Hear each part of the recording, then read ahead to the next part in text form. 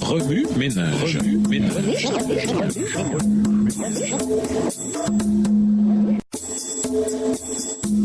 Remue ménage.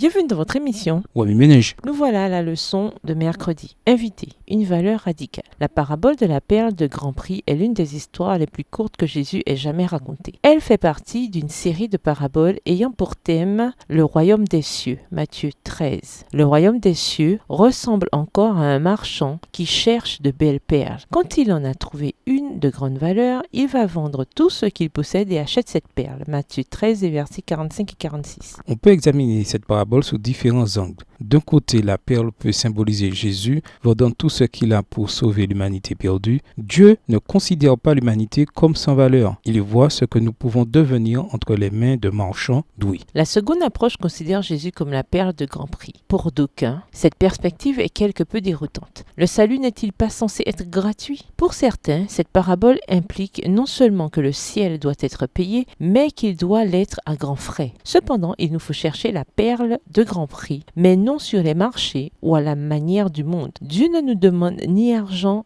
ni or en paiement, puisque tout est à lui. Abandonnez l'idée que vous assurerez votre salut par des avantages temporels ou spirituels. Texte tiré du livre Les paraboles de Jésus, la section La Perle à la page 95, livre écrit par Ellen G. White. Cette parabole affirme simplement et clairement que, lorsqu'il s'agit de Jésus, la valeur est un concept radical. Contrairement à la parabole du trésor caché précédant celle de la perle, le vendeur connaît la valeur de celle-ci. L'acheteur ne fait pas une bonne affaire, mais une affaire équitable.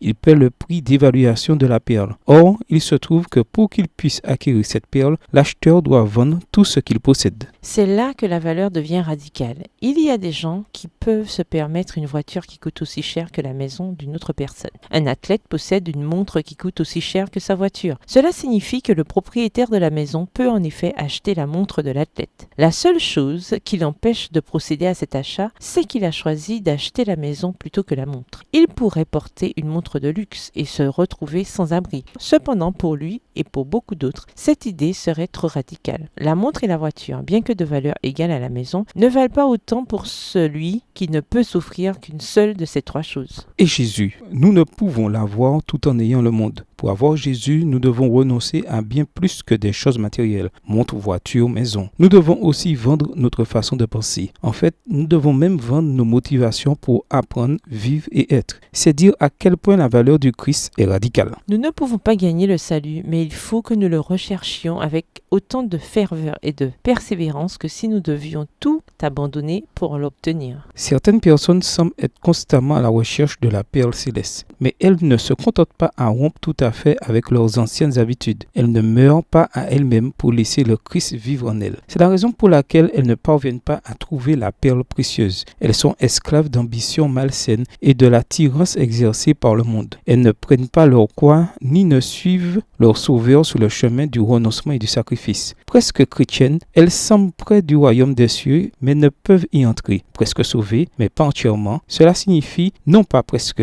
mais totalement perdues. Extrait du livre Les paraboles de Jésus, section La Perle, page 95. Remue-ménage. Où voyez-vous Jésus dans 2 Rois 4 et versets 38 à 44? Comment cette parabole rééduque-t-elle votre compréhension de la façon d'évaluer Jésus? Que vous dit Jésus par ces textes? En quoi voyez-vous Jésus différemment ou le voyez-vous de nouveau? Comment réagissez-vous en voyant Jésus de cette manière? Au revoir. Et à demain si Dieu veut.